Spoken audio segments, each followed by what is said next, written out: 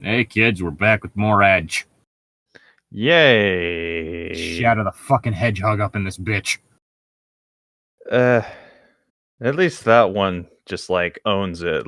Yeah, we're edgy. We don't care. This is just.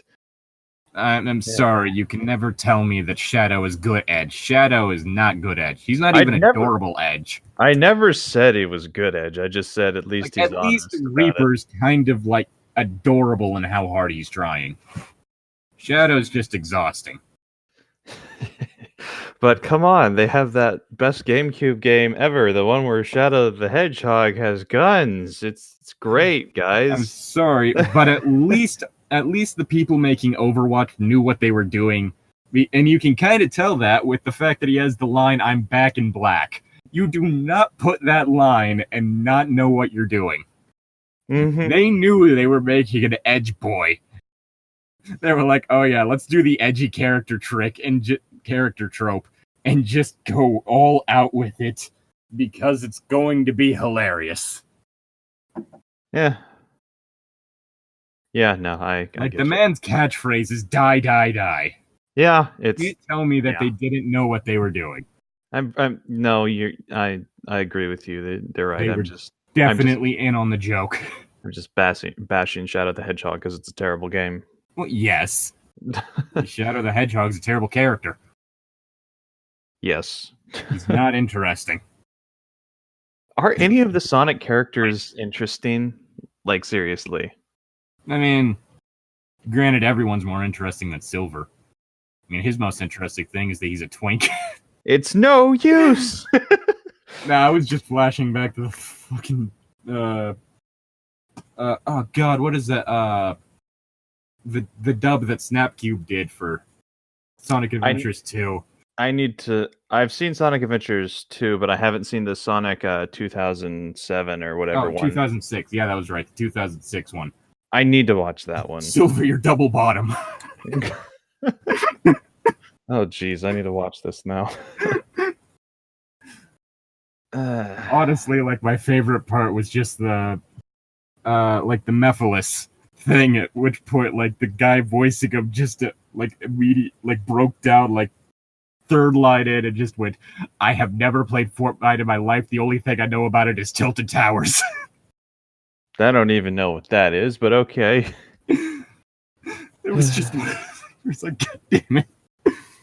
That aside got me. Anyway. Welcome back to Time to Fix the Mistakes. First mistake, this shit.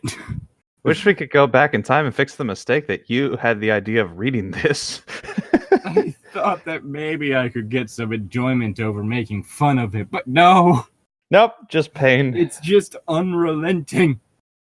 Ow, fuck, I punched my headphones. Well, I mean, I got the point across, so I guess it works, but, Oh, God, my name is Llytic. I'm Tom. It's good to be here. I worked a long shift today, and I'm drunk because I'm tired. I mean, I thought you actually, cut loose and got drunk. I was like, holy shit. No. Finally, we got drunk, Tom. No, I'm not. This is interesting. I'm not going to drink. I'd probably become a sad drunk, and then it would just be uncomfortable. Tom softly crying in the background. I mean, if that brings y'all enjoyment, my feelings for one, but two, I mean, I guess to each your own. We'd at least be interesting. Just, Tom, you gonna read? I guess. Anyway, we're on chapter 3, Tactics to Win. He's the best. All right. How to win at life. Don't write this kind of fan fiction. May 17th, 1977. Still the wrong way for the country this is supposed to be set in. Harry apparated back to the House of White. He had just found the time to return for a thorough search. The idea had captured his imagination some time ago and hadn't let up. The president was very much startled.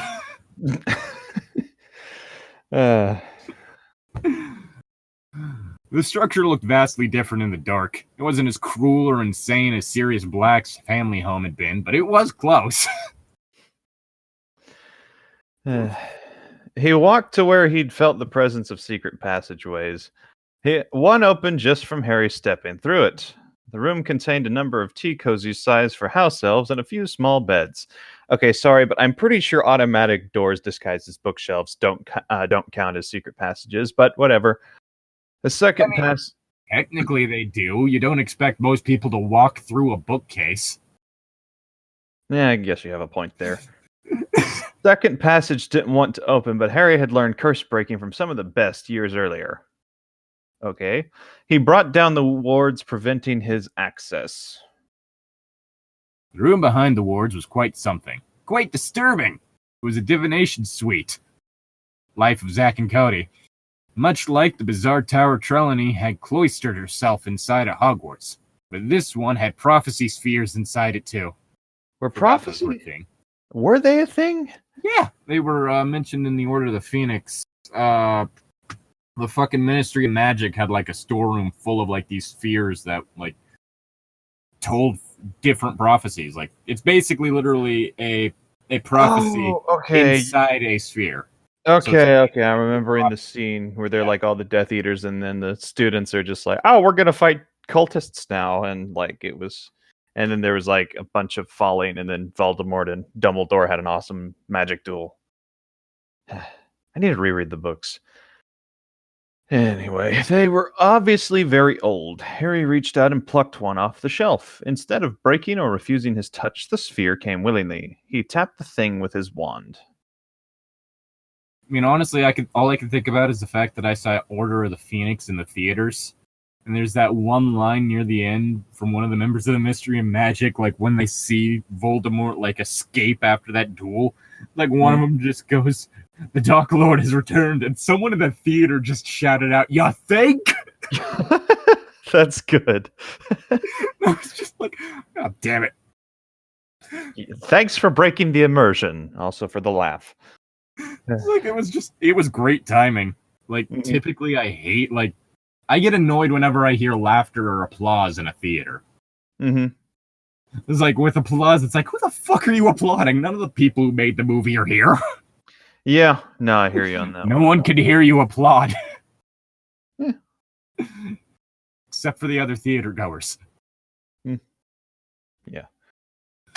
I try to stifle my laughter in movies, but like, easier said than done that. Most I typically end up with is a snort. That's because I'm a cold-hearted bastard. Well, I knew that, but like... An ethereal image filled the sphere. Since he was able to view the prophecy, it either pertained to Harry, or it was already complete and could be viewed by anyone. The forces of light falter and cower, hiding behind their shields. None willing to send the first bolt or last. Fate decides differently, as the old crumble away. The new one comes from a distant land. Oh, black hair turned white before its time, eyes grey. A vicious tongue will lead them to victory.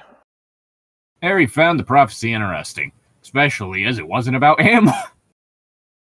Yeah, you know, honestly... I could see that being a thing with the real Harry. Just, finally! Yeah, no, like... pertaining to me. That was actually one of the things I liked about Harry, was he was always like, oh my gosh, why does this always have to be about me, the boy who lived? Why can't I just have a normal year at Hogwarts? I mean, granted, that's rather common for characters that are involved in prophecies, but it is a tried and tested trope for a reason. I mean, just look at Hellboy, the comics. I need to read the comics. Honestly, one of my favorite ones is just this little one-off comic that was only done because, like, the higher-ups at Dark Horse were like, hey, do a comic about Hellboy when he was a kid. Oh, okay.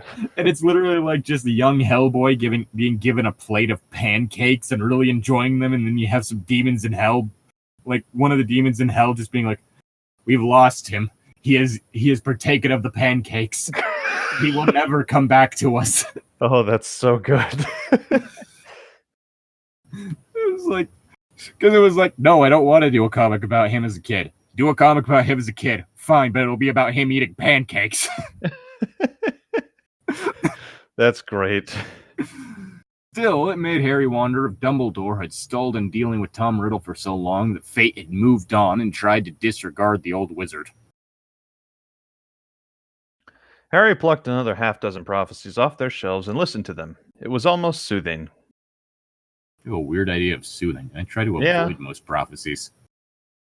Yeah, that's Don't just... even get me started on the one that had to deal with that fucking Cerulean teammate.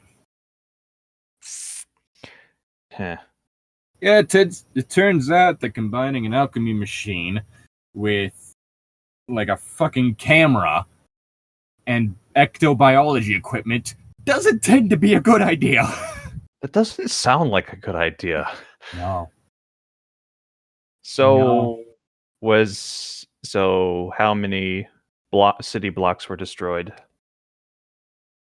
None. It was a dead session, so there, like a void session, so there weren't any cities. Okay, that's good.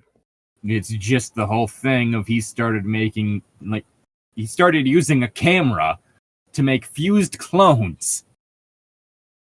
Why would you do something like that? I don't pretend to understand fucking high bloods. Yeah. Okay. He wondered for a moment what would happen if Trelawney if Harry had gotten the last Horcrux before it was time for her prophecy. The idea was sort of amusing, especially considering Harry didn't like the idea of having to break into the Ministry again to retrieve the same silly locket.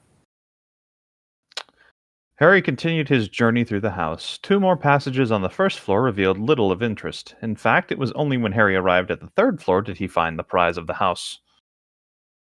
God damn it. Harry walked into the ritual chamber and stopped short. He'd heard of them, of course, but only the oldest of the pureblood families ever had them. And given the political climate Harry had grown up in, none had ever admitted it. Rituals of every type had been deemed illegal for at least 150 years. Harry, of course, had been witness to a horrifying variety of them in his short life, legal or otherwise. That didn't change the fact that no one ever admitted to knowing about them or performing them. He thumbed through a few ancient books detailing the White family rituals. Nothing caught his eye, but a spark of an idea lodged itself in his head. Oh, You that might can want only to be get that good. removed before it fucking causes edema or some shit. Or it could just kill him, and that would be not a bad thing. I mean, shards lodged in your mind typically aren't a good thing in general. True. July 17th, 1977. Master Auror Janus Wilmot had been easier to get a hold of than Harry expected. The man Does he have 2 faces? Maybe. Good. The man had been dispatched to a Death Eater raid at the home of a Muggle-born Hogwarts student named Robert Billings, rising into 4th year Hufflepuff. Harry had subdued the Death Eaters and was about to arrange for the entire Billings family to go into hiding when he spied his target. Just a sec. Okay. Harry created portkeys to send the Billings family on its way. Then he waited and watched Aurora Wilmot. The man sent severing curses at 2 wounded but not dead Death Eaters. The man was doing his best sort of work, cowardly and unworthy. Oh, shut up, Harry. Harry had killed Death Eaters, but only in the heat of battle. This lowly worm of a man was walking through and killing whoever he found, coldly without hesitation. It struck Harry as being wrong. Murder generally is? Yeah, it is. I mean, I'm pretty sure this technically counts as police brutality, but wizards have a lot of things that are legal that shouldn't be. We've already talked about love potions. Oh yeah, are those legal in the Harry Potter universe? Fucking Weasley twins sell them in their shop. Ah, yeah, no, that... That's not a good thing at all. No, it isn't. It just... Harry had to bide his time for Wilmot to move away from his colleagues. Harry finally saw the opening he wanted. He picked up a small stone, turned into a port key to to a secure cottage Harry used for his interrogations and sent a number of high-intensity stunners to at the Master Aurora. Harry caught the man unaware as he was trying to kill a third injured Death Eater, and the Aurora slumped to the ground. Harry banished the portkey toward the Aurora and watched the vile man disappear. Harry looked closely at the remaining injured Death Eaters. He couldn't exactly leave them here for the Aurors to massacre them, could he? I mean, you could. That wasn't right, and it would possibly... granted, police brutality, terrible thing. Wizard Nazis. That wasn't right, and it would possibly change the entire timeline. Oh, so now you're worried about changing the entire timeline. He's technically been worried the entire time, but he's done things that still change the timeline in ways that raise a lot of questions.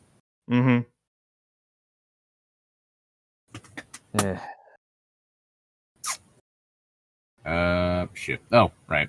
Harry created a half-dozen portkeys and dispatched the wounded Death Eaters to St. Mungo's. There, they would get some form of treatment, and the Auroras couldn't just let loose with spells. But given the corruption inside the Ministry, Harry fully expected to see them all escape and make it back in battle. Second time, Harry wouldn't be generous. He apparated to where he'd sent the Billings family and left a brief note. He promised food and books, especially training materials for the young wizard, and safety. Safety. He then made his way to the Master Aurora. Borealis. Harry's time of year in this part of the country, confined entirely within his kitchen. You know, I would have seen that coming if I wasn't so out of it today, but I mean, you should have expected it from me. I have a fucking degree in dead memes. Normally I would, but like I said, it's been a day. Borealis. That one was pretty good. Still fucking love that cover. Honestly, I love a lot of meme remixes of songs. Yeah, some of them are pretty good. I think the one of Blue Stolly's The Fall is particularly great. And not just because of the fact that the band themselves commented on Jason Paradise's YouTube video of him doing the playing the song on Clone Hero. I'm not kidding, they did. Like, they commented and said, you know, this remix is great. This remix is great. It only contains slightly more instances of the word penis than our original song. Huh. That's an interesting way to get attention from a commenter, but that's still pretty good. I just find it great whenever, like, people are like, oh, hey, you made this meme based off me. It's really good. Not bad. Right, where was I? Here we go. Harry searched the man before awakening him. He was as paranoid as Alistair Moody. 3 wands. Your main interaction with him was a fake Alistair. 3 wands, 4 portcoys. That 4 portcoys. Portcoys. They're like, I got my portcoy. They're like regular koi, but they run trains. Teleportation fish. Yeah, there we go. That's a good way to smack someone with a fish and they teleported. That actually sounds like an amazing magical item. I mean, now all I can think about is Tom Fox's stream of Hitman 2, in which he almost exclusively used the fish. You can use the fish as a weapon. That makes me so happy. I need to get back to clean. There's actually kind of a funny thing where, like, during one of the missions where you have to, like, where one of the options you have is to pretend to be a dead body. If you have the fish on your person whenever you're doing it that way, there's a chance of someone commenting on the smell at the wake. Like, that's looking funny. Over your body, like open casket wake, looking over your body like, what's that smell? That's funny. A fish slap is a little old thing. 6 different potions. He had a Notice Me Not charm on one of the portkeys and some kind of voice-activated charm on one of the potions vials. Harry put all the items in a strong box and banished it outside the safe house. Well, then it's a lot less safe. Mm-hmm. Harry bound the Master Aurora and placed 4 drops of the Veritaserum in his mouth. Harry woke them. Now all I can think about is the fact that in fucking My Immortal, somehow that also had an addictive property, which is the weirdest thing. I'm addicted to truth serum. I want to keep telling the truth. I just keep downing it for some reason. Granted, at some points at multiple points it was misspelled as Voldemort serum, but no other serum that we know of that starts with V. It was probably Veritaserum. Either that or it was just dumb. I don't know. That's a possibility too. I don't know. I feel like they accidentally meant Veritaserum, and there was like, I heard Snape say the word in the movies, but I can't remember what it was. It started with a V. It must be Voldemort serum. Yeah. That is, of course, working on the assumption that the fic is written genuinely and not a troll fic. Mm-hmm. True. Harry woke the man and didn't give him any time to think or collect himself. How many Death Eaters have you killed? 29. Harry nodded. His official count was 7. How many have you slept with? 29.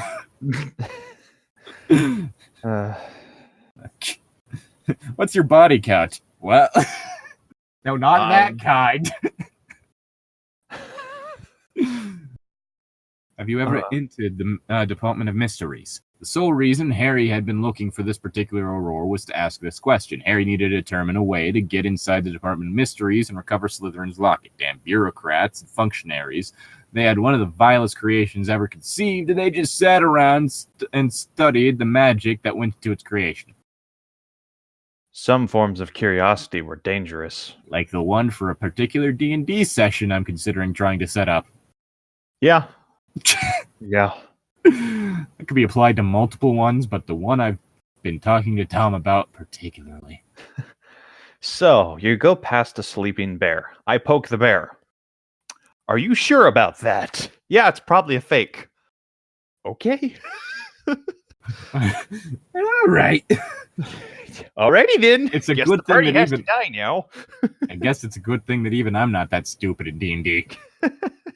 No, there are some players out there who would do something like that just because, I'm chaotic neutral. It's what my character would do. Well, no, I think that would be more something that would be based on your character's intelligence stat more than anything. So it's like... Yeah, I know, but they would blame it on their alignment. That's what characters do all the time. It's what my character alignment would do. Yeah, but your intelligence modifier is a -3. All the more reason to do so. Are you sure that's not why? No. It's my alignment. Your character's literally so stupid that they think their reflection is another person. They tried to fight a mirror. A wolf is smarter than your character, or not a wolf. A dog is smarter than your character. Wow, that's saying a lot. Like even in real life, compared to wolves, dogs are dumb. Mm-hmm. Dogs that's why we love them. Usually. I mean, after all, Prue keeps thinking that he's a lapdog, despite being a fucking pit bull. That's adorable. Yeah. And he's also learned that like playing dead gets him treats. Granted, he had a habit of just flopping onto the ground before that, but now he's making a profit from it. Yes, and so it's a whole thing of like if you're sitting on the floor, he'll just walk up to you and slam his body into you. That's funny. Because again, Pitbull, all muscle. Yep. He turns his head, there's a chance he'll knock you unconscious. Basically got a sledgehammer for a face. That could be beneficial for the dog. He's a fur-bearing brick.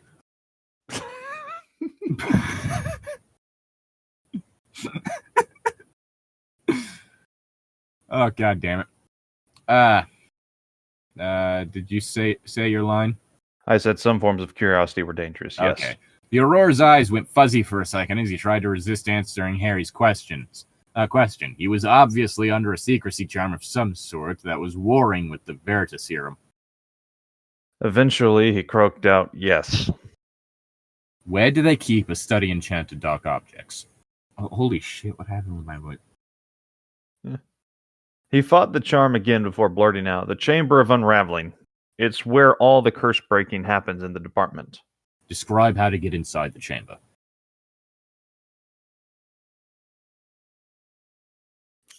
The man said, sorry, I lost my place for a sec. The man said, I can't. I know of it, but not how to get inside it. Of course it wouldn't be that easy. Gee, you don't say. Have you ever seen a golden locket there with an S? The Slytherin locket? That's the one. The Unspeakables know it came from Slytherin? Yes, it has a giant S on it. There's only one wizard who would be that pompous. Very few wizards would do that. Hell, the S is a fucking snake. I can't remember if it was, but it wouldn't surprise me. Honestly, that'd just make it funnier. That would make it funnier. The Unspeakables know it came from... wait. It's a fascinating object. No one has the first idea what kind of curses are on it. Harry knew all too well what the foulest curse was. He wished he didn't have to repeat history in quite this way. He wished the worthless piece of junk... Well, he had to stomp on his emotions to keep from wasting time with this Master Auror. I mean, I don't remember any specific curses on it, and I remember the stuff that it did because it was a Horcrux, that being corrupting the consciousnesses of those who used it. Mm-hmm.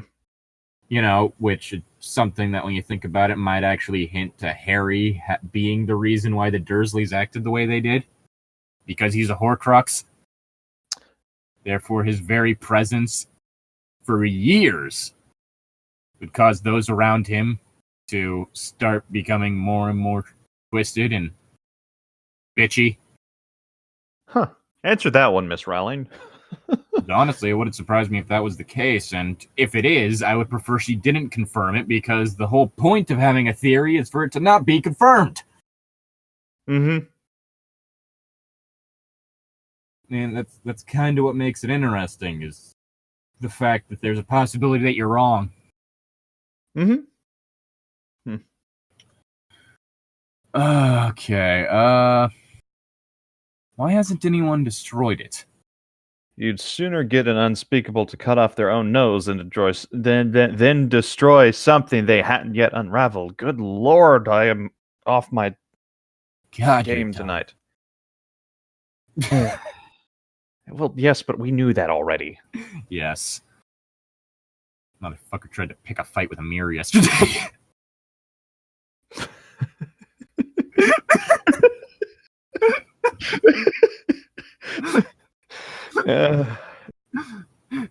Harry kept his angry thoughts to himself. I just imagine something. If a character was like that and tried to pick a fight with their own reflection, it would be like a whole Tigger scenario, like from the original Winnie the Pooh cartoon, when he goes and he growls and he scares himself. I'm just imagining it being like that one video of a gorilla who came across a mirror and just like charges at it. It was instinct. Just the barbarian, like... What happened? We had to pull Drazel out of the fucking bathroom. Why? He picked a fight with every mirror in there. He had to pay extra. He raged first and asked questions later. It started as a pose off and then just escalated. Who works with the locket? I've heard of 3 teams working on it at various times. God, that started to turn like fucking stereotypical like New Yorker for a bit. The only name I had was Diracol. You kind of sound like the merchant from the Resident Evil series. What are you buying? But slightly English. Yeah. What you buying? I guess code. What you buying? A code name. Well, I got some fake ideas here. Fake IDs here. Is he more like English kind of, or is he more Australian? I never could tell. He might be Australian. Well, granted, I can't really do much of an Australian accent. Either I Australian can just do English. either Australian or Cagney or whatever the that I one mean, I can do just dialect. specific phrases with an Aussie accent, but not much. Not much. Fuck with the way I said much. Motorbike. A code name? Motorbike. His code name is Motorbike. You mean motorcycle? No, No. We're across the pond. It's motorbike.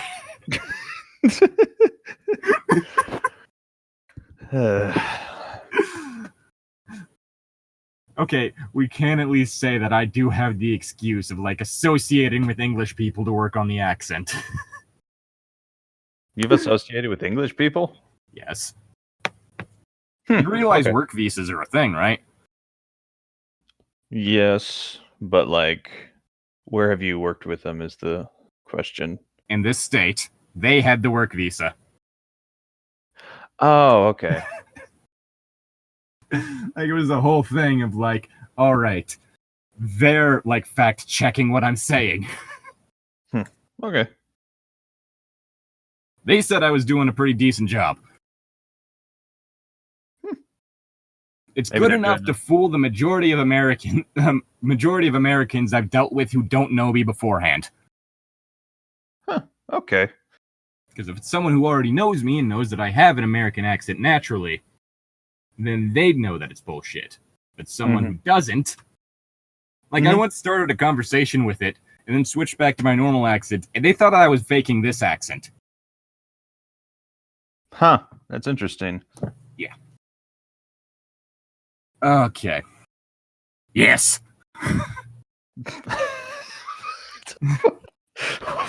Okay.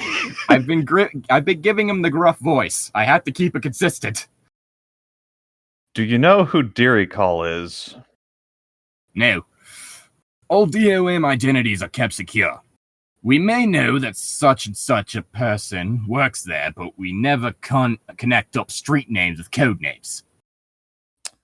That was all he could get on the most important subject, that of the Horcrux. His great clue was a name, the Deary Call, a sort of presumed extinct bird, a dodo bird.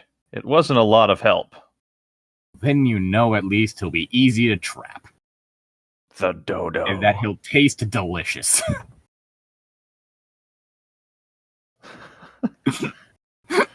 You okay there? Just read your line, dang it. Harry turned the interrogation to another subject. Do you modify the reports of your subordinates? All the time. What specifically do you modify? Anything that brings discredit to the Aurors. So police brutality, got it. Harry kept back his invective. He merely noted mentally that such conduct brings discredit to the Aurors. Have you ever reassigned blame for the killing of a civilian from an Auror to a Death Eater? Of course. Does your boss, Barty Crouch, do anything to the reports? When needed, yes. Have you ever accepted a bribe? Of course. What an attitude to have about the whole thing. Oh, wait, that's your line. I got used to short lines. What an attitude to have about the whole thing. There we go. Has Crouch? I don't know. Do you know who has been freeing prisoners? The Auror grumbled as much as he could under the truth serum. No, but I wish I did. Any suspicions? A lot, but none of them have any evidence behind them. Harry thought about what to do with this vile example of wizardry. If you were looking for a safer world for everyone, what would you do with a rabid killer who's taken 30 lives? The man fought the truth serum for a few minutes. I'd kill him. Harry just nodded. Obliviate. He had some more thinking to do. He had wanted to handle Voldemort and his followers before dealing with the Ministry, but this Master Auror was easily on par with any Death Eater. September 13th, 1977. Harry sat in his flat, not on his flat, in Manchester, which during the 1 week of summer in England, you see a lot of Manchester. And listened to a meeting of the Order of the Phoenix. He'd managed to get listening charms inside the meeting room by enchanting the teacups used at the Prewitt Manor, their temporary headquarters. Harry listened to Arthur Weasley speak for a while on the security leaks that had led to Muggleborns being identified by records from the Ministry. Moody interjected with several scathing attacks on the man's intelligence and dubious parentage. Dubious patronage. Did the Order of the Phoenix get paid? Probably not. No. Harry thought it was frightening that age had mellowed Moody from a near psychopath when it came to security in 1977 to a mere paranoid delusional in 1995. I mean, I think most people who are Harry Potter fans have a vague understanding of the fact that the series takes place in the 90s. Mm-hmm. Harry finally perked up when an old man named Parks began to speak about weird happenings inside St. Mungo's. We've had 4 Aurors, including the just-promoted lead Auror, Janice Wilmot, the man with 2 faces, in one of the wards. No one can figure it out, but they're alive, but not really functioning. It might be cruciatus exposure, or severe use of memory charms, or a coma-inducing potion. We just don't know.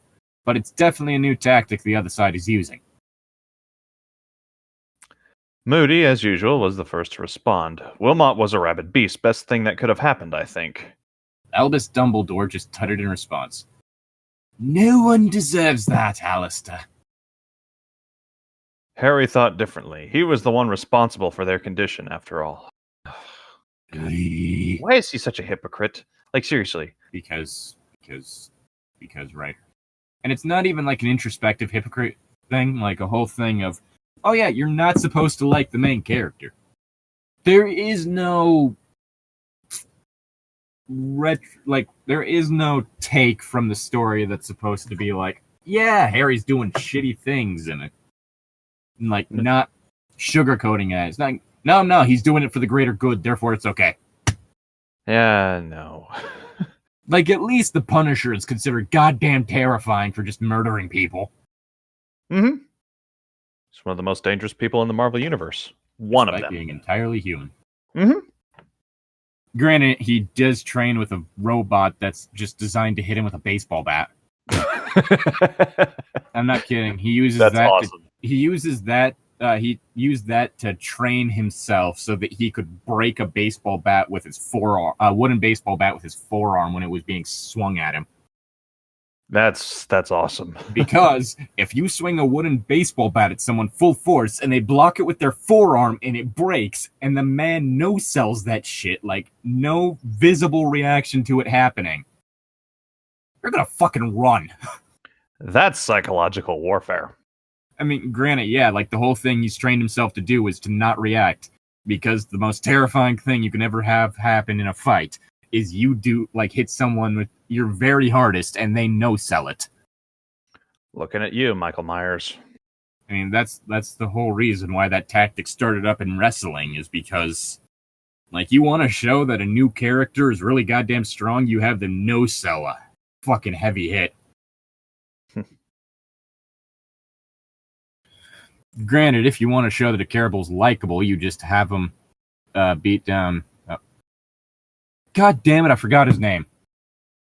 Roman Reigns. Because nobody likes Roman Reigns. You know, you probably shouldn't have your underdog character, like, just win, no problem. Yeah. You also probably shouldn't be having a face use the Superman punch. Because punching in the WWE is a villainous move, because you aren't allowed to punch in the WWE. And I say allowed in air quotes. That's the whole reason of, like, it's the whole thing of, like, you're not supposed to bring in outside weapons. You're not supposed to do all this other stuff. You're not supposed to, like, full-on punch someone. And so, like, that's the reason why you don't see faces doing that, but you will see, like, a heel bring out a steel chair and beat someone over the head with it.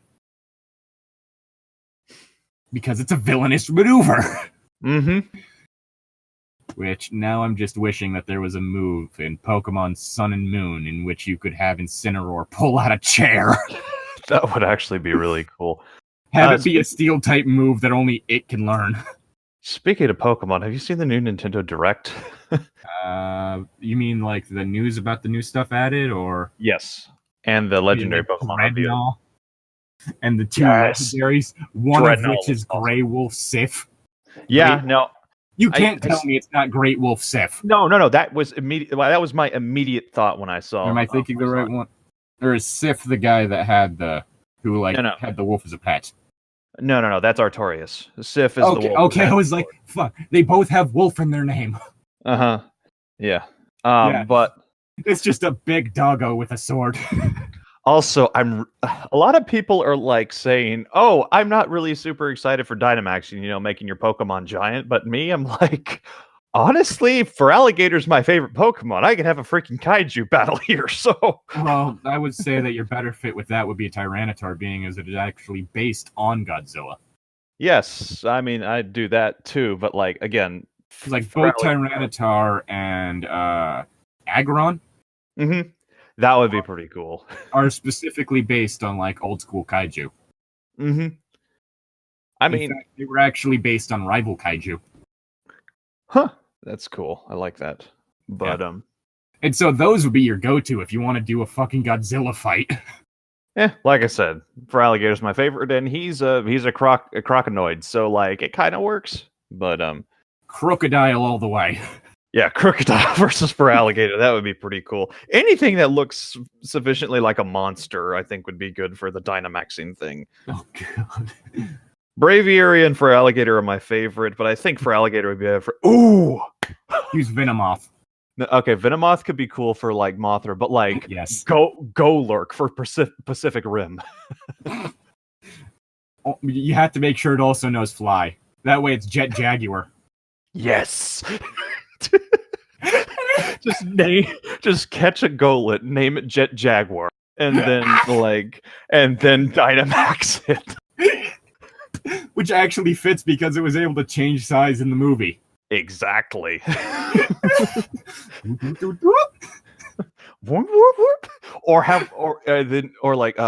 have a Bisharp and name it Ultraman. Oh god, I was shit. What was the name of the one that later got buzz? That got fucking buzzsaw hands at one point and Gigan. Gigan. Gigan or Gigan. Mm-hmm. What'd you do for Gigan? That's a good question. He looks kind of like a Spinosaurus.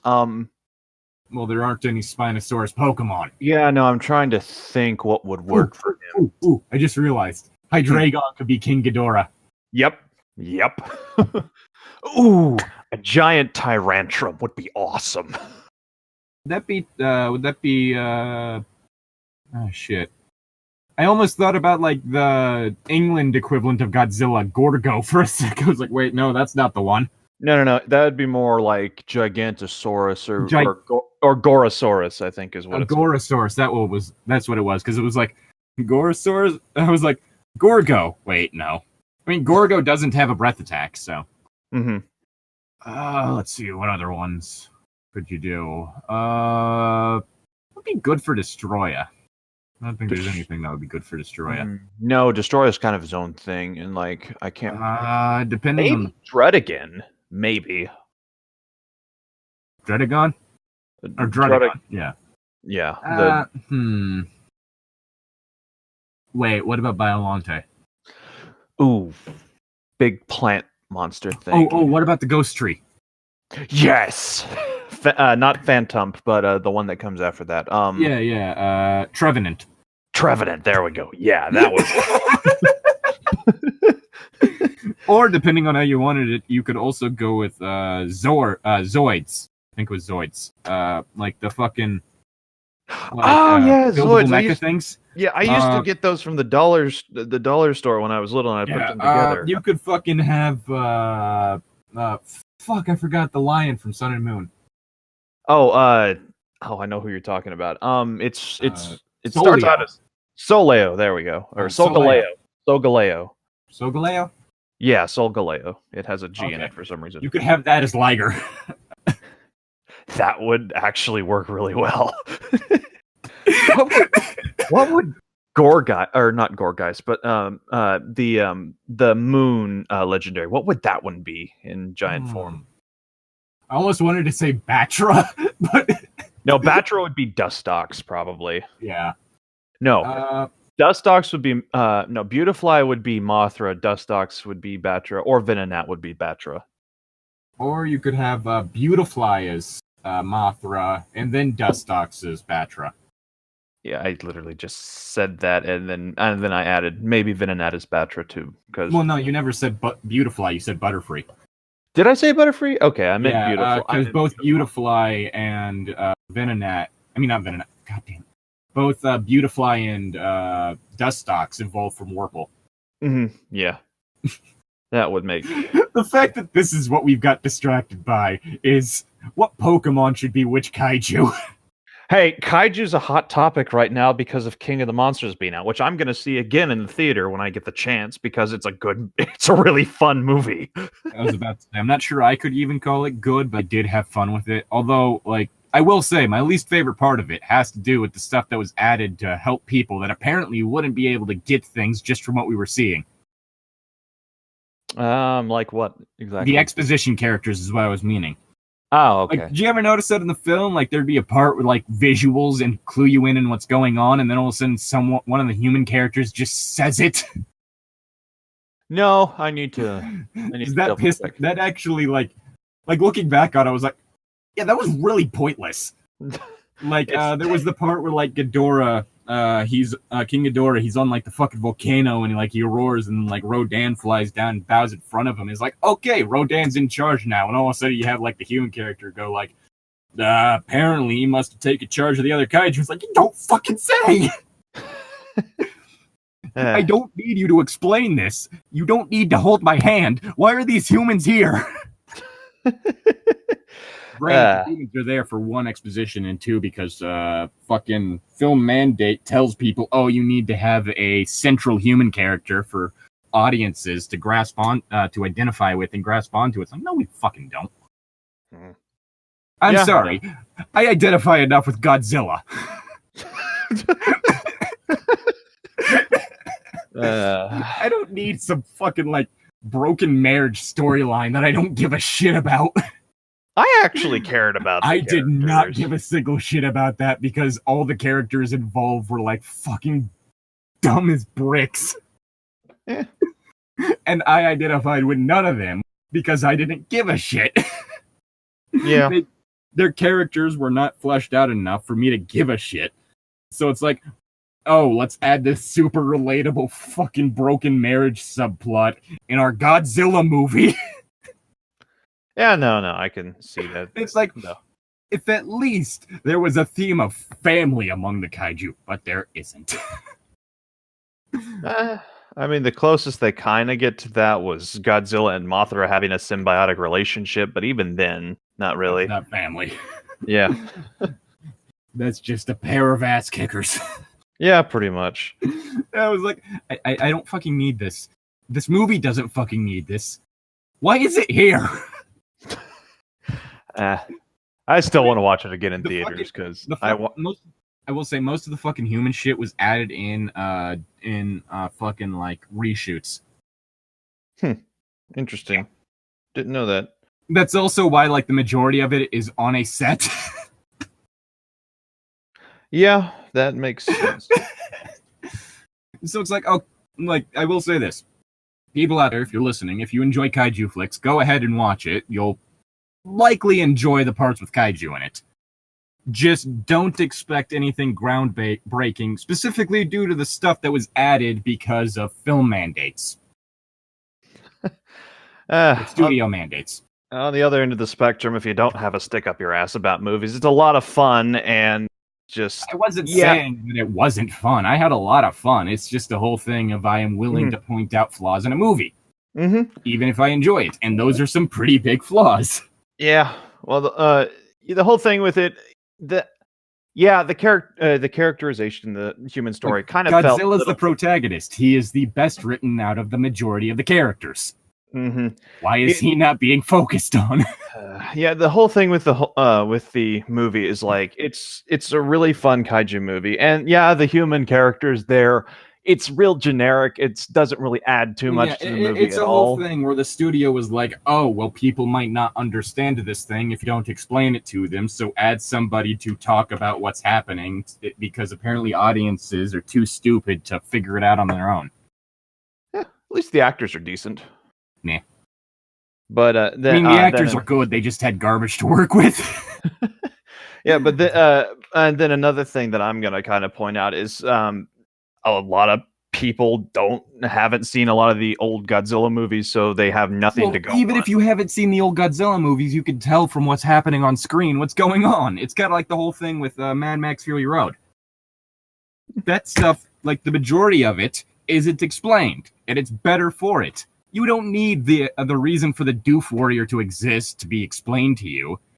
Like, if you just think about it for a bit, you could probably figure it out. I need to watch Fury Road still. Yes, you do. Like, that movie does a lot of things great. For one, camera work, and for another, the fact that it doesn't explain what's going on. It doesn't hold your hand. It's like, all right, we're going to show you some things and trust the audience enough to be able to figure out what it is. It only explains what it needs to. Okay. Nothing more. Okay, I like that. That's what films should do. Mm-hmm. That's what I'm pointing out is the issue with Godzilla King of the Monsters, is they added explanation when it didn't need any. There was one time when I wanted explanation, and that was the one time there wasn't any. Yeah, well, when it comes to that... you already know what part that is, because I mentioned it before. Yeah, I'd have to think about it, because I'm not... Oxygen Destroyer. Oh, yeah, that. We're launching a new weapon called the Oxygen Destroyer. Where the fuck did this come from? Spoiler alert, man, come on. I'm sorry, are you really concerned about spoilers in a Godzilla movie? Yes! Why? Because I hate spoilers of any kind in any movie. It doesn't matter if it's like, oh, it's really predictable or not. It's like, okay, I want to experience it for myself. That's the whole thing. I don't know. I'm only worried about spoilers if it's a story-driven movie and it's a Godzilla movie. It's not story-driven. Not too much, yeah. But what was I gonna say? I don't even remember. Oh, yeah, I remember. Yeah, they do have a bunch of exposition with the humans, but I'm just kind of sitting there like, oh, that was a really cool scene, and I'm not really paying attention to what the humans are saying most of the time, so it's just fun. I'm pretty sure that the best way to watch this movie is at home with the remote so you can fast forward through the human scenes. No, watch it in a theater. It sounds way better than at home, unless you have one of those home theater systems. I was going to say, like, get a surround sound system at your home. There you go. Yeah, thanks. Also, probably do the same thing you should do for the first movie and watch it at night, because there's a good chance that the glare from any amount of sunlight outside will make it hard to see. Or if you have a theater worth its salt, it'll be a movie theater that doesn't have any windows in it, and it works just fine. And then fast forward through all the human parts. Oh, you're talking about the home movie thing. Like I said, watch it in the theater at least once. The surround sound is amazing, and like it's a summer blockbuster. Come on, you need to watch it in the theater at least once. It does a good job of spectacle. Very much so. But yeah, like that was the whole thing I saw like one person talking about is like they're like, yeah, I enjoyed the movie, but there are issues with it, and here's what the issues are. Like, yeah, basically. Guess I don't have as high expectations. It really focused on like the wrong things. Like there were like one or two moments where the human stuff was all right. Other than that, it was like, I don't need this. You don't need it. If it's not necessary for the film, if it doesn't aid the story, if it doesn't provide character development, if it doesn't serve a purpose, cut it out. That's the golden rule for storytelling. If it does not aid the story in any way, cut it out. Exposition for things that you can tell from looking at what's going on, don't need. Cut it out.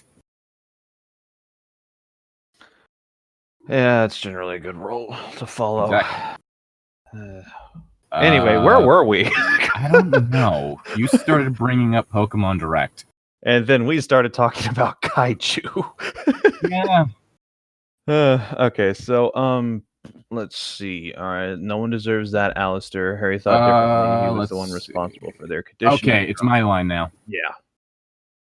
He'd used an old spell that he stumbled upon in his quest to finally get some protection from Legilimencers. The men were all alive, but Harry had locked their conscious minds away from active control of their bodies, constantly shitting themselves.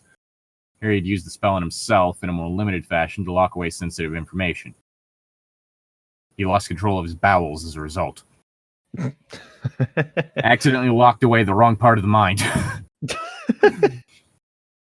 He could restore them anytime he chose, but he didn't think he'd do that anytime soon. The four Aurors, including Miles Tavernish, had killed, rather than arrested, 62 Death Eaters among them. By any measure, they were dangerous people who had no regard for the laws they were paid to enforce. Harry smiled. Everyone is equal, except for Nazis. They ain't people. Harry smiled at the concept of regard for the law. He, of course, had broken fundamental laws of time to come back and do this. He didn't have a high moral ground to preach from, but he did have his rules. Don't act like it's better because he has rules. The corruption had to go from both sides, from Voldemort as much as from Fudge and Crouch and Dumbledore. Oh my god. And this story continues to piss me off. I'm wondering if this story would have been better if it was from a detached third-person perspective, to where it was like, yes, what Harry was doing was wrong. But he thought it was right. Instead of just Harry's perspective, what I'm doing is right. Sure, I'm doing terrible things, but I'm doing it for the right reason. Yeah, no, the end doesn't justify the means.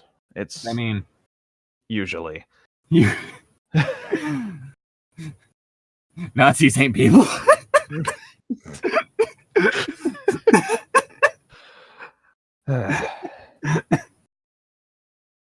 God damn it. That was Harry's burden, it seemed. A new voice interrupted Harry's musing. After a while, Harry pieced together who it was. Frank Longbottom, Neville's father. I asked my fiancée to start recruiting from among the students. She and I both agree that James Potter and Sirius Black would make excellent members.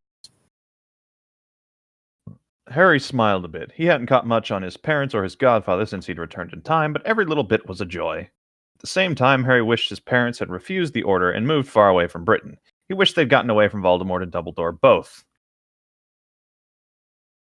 It would only happen if Voldemort was dead and Dumbledore discredited by the day they graduated. It was gold to work for. Moody, again, had the first retort. That Black, I don't know how we can trust him. He's Potter's friend, sure enough, but he's a Black. Bad blood will out. Okay, first off, Moody, racist. Okay, come on, that was easy. He prefers the term African English. Okay. I almost said African American, but it's like, wait. Takes place in the UK. Fuck, I dropped my phone. You keep doing that tonight. Yeah, it's because it's like on the edge of the desk. So I move my hands. So it's your fault then, got it. It's always my fault. With your phone, at least. That moment, Harry's own blood chilled. Marge Dursley had said something similarly revolting about his dead parents years and years ago. Weirdly enough, though, his parents weren't Black, so it was really confusing. Now, Alistair, I've watched the boy for years. I've even been inside his head a few times. He's not like Orion or Walburga or even his younger brother Regulus. Wahlburger. Marky Mark's food chain. It's an actual thing. Huh. Yeah, Mark Wahlberg and his brothers, they have a burger joint chain called Wahlburgers. Have you been to one? No. Just like I haven't been to Hugh Jackman's coffee shop. Okay. I'm not kidding. That's also a thing. It's in Australia. I think you've mentioned it before, yes. Yes, there's a tweet from Ryan Reynolds saying, I accidentally followed Hugh Jackman into his coffee shop. Like the accidentally obviously being like a joke. Mm-hmm. Like, I accidentally followed him 2 blocks into his coffee shop. Or something like that. Oh, that's funny. because Ryan Reynolds is a gift. Yes, he's quite funny. Yeah, you probably shouldn't be having a very sarcastic man play a straight-laced hero like fucking Hal Jordan. Yeah, that was part of the many things wrong with the movie. That and the fact that Hal Jordan is not the best Green Lantern ever. At all. No. Several better Green Lanterns. There's one guy, I can't remember what his name was. He's like the sergeant or whatever. There's two particular ones for Earth, because there's the one that's an engineer, and because of that, he's actually considered one of the most powerful Green Lanterns because he actually does like meticulous structural detail on his constructs, so they are ridiculously durable, like ridiculously powerful. There's fuck the other one. God damn it, I can't remember either of their names. I know there's one who was like either an army sergeant or instructor or something like that, and the sergeant's the black one, right? Yeah. I can't remember his name. It's like John something. Fuck. God damn it. Googling it. And then there's Guy Gardner. Guy Gardner. Guy Gardner, that was the engineer one. Really? I could have swore. I didn't. Guy Gardner was the really cocky one that no one likes, and he actually becomes a Red Lantern in like either a storyline or he becomes kind of the key Red Lantern who's a good guy type thing. I could have swore. Okay, we have Alan Scott. Let's see. Alan Scott's the original. Then we have Hal Jordan, who is the most boring. Guy Gardner, which I could have swore he was the engineer. Let's see. I mean, species human. Let's see. Not publication history. Early life. Raised in Baltimore. His father was an abusive alcoholic who beat him every day. Mid-teens, he became a juvenile delinquent. In college, he worked as a social welfare caseworker. Ex-police officer and the middle child of a family with a long tradition of membership in the Baltimore Police Office. Second human to earn. Okay, so Guy Gardner is a police officer. Okay, I wasn't thinking Guy Gardner. Because the one I was thinking had black hair.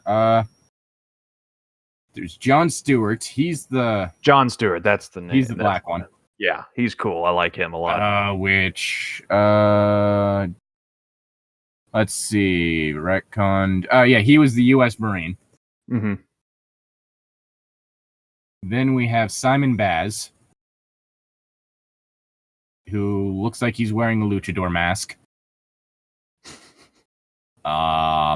Let's see. He steals a car, trying to evade the police in the stolen vehicle. He finds out there is a bomb in it. He drives the van to an abandoned car factory that he was laid off from, knowing that no one will be hurt in the explosion. The resulting explosion is seen as an act of terrorism by the authorities. He's brought in for questioning as Simon is being interrogated. Hal Jordan and Sinestro's fused and malfunctioning green power ring finds Simon and selects him as the new wielder, flying him away from captivity. With the suspect federal agents interrogating Simon, contact Amanda WAWR about the situation. A transmission cyborg of the Justice League picks up. Cyborg relays the transmission to Batman and asks if anyone has spoken to Hal Jordan. Wait, would he be the... let's see. Lebanese American. Him and his sister persecuted for their ethnicity. Got involved in street racing. Fired from his job in a moment of desperation. Okay, yeah. Abandoned car factory, so that might be him. Oh, Kyle Rayner. Kyle Rayner might be the one I'm thinking. That's right. Let's see. The Last Green Lantern? He acquired a struggling but gifted freelance okay, no, he was a comic books artist. Well then. The stuff we get distracted by. And then there was Jessica Cruz. Yeah, it might be Alan Scott. Alan Scott was the first one. I'm trying. Yep, Alan Scott, a young railroad engineer. Is he the one who makes the most powerful stuff? Yep. Holy shit. The original. It's the one with the weakness to wood.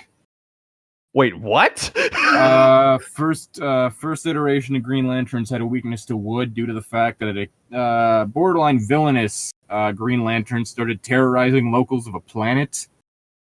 And he was all cocky about the fact that he could beat them up because it was like a primitive tribe. And then right before they were about to hit him with the first blow, the creators of the Green Lantern, the creators of the original Green Lantern, gave him a weakness of wood to put him in his place. So right when he was thinking he's going to be all fine, about to get hit with a wooden club, and then right before it hits, he gets a weakness to wood. And then he's not fine. Yes. Which is quite possibly the most fuck you from the god, like hilarious fuck you from the gods thing I've ever heard of. Mm-hmm. Yeah. That one picture I found was a picture of Alan Scott. I think that just looks really cool. Well then. Yeah. Shit, where are we? The debate on James. The debate on James being invited James is being invited in took no time at all. The conversation on Sirius consumed most of an hour. Harry realized why these people never did all that much during the First and Second Wars. They were always debating with each other. Dumbledore wasn't leading a war correctly. I'm sorry, so you're not supposed to have debate on what to do during a war? He wasn't even leading a meeting very well. He had the glow from defeating Gerald Grindelwald. Had the glow from defeating Gerald Grindelwald really made him seem that infallible when in fact he was barely competent? Or maybe he's just in a bit of a slump because he had to fight his ex. Or like maybe he's thinking that maybe being a dictator isn't the proper way to fight a war, because it's not. That too, but again, also having to fight a war against your ex would probably take a good bit out of you. Maybe, unless you really hated them afterwards. Yeah, but then you'd just be a dick. Or you'd probably both be a dick then. It probably wouldn't have been a healthy relationship. Granted, a relationship between a wizard Nazi and a regular wizard probably wouldn't be the best relationship in general. Mm-hmm. Yeah. Harry wondered if he needed to borrow from Rita Skeeter's bag of tricks and go for some character assassination to lessen Dumbledore's influence in the wizarding world. All the problems Harry had to solve dealing with Dumbledore, Dumbledore was by far the most challenging, even more so than the Horcruxes. He loved and revered the man for a long time, even come back from severe doubts about him in his late adolescence. And now he saw more and more the disturbing truth surrounding the man. Powerful, smart, cunning, arrogant, complacent, unwilling to wield his power, self-satisfied, dismissive of the views of others, a user of others' people's trust and lives, and far less competent than he projected. Dumbledore unwilling to wield his power. God damn it. Again, you're kind of taking like, oh, he needs to be a dictator. That's really the idea that I'm here. And that's not a good thing.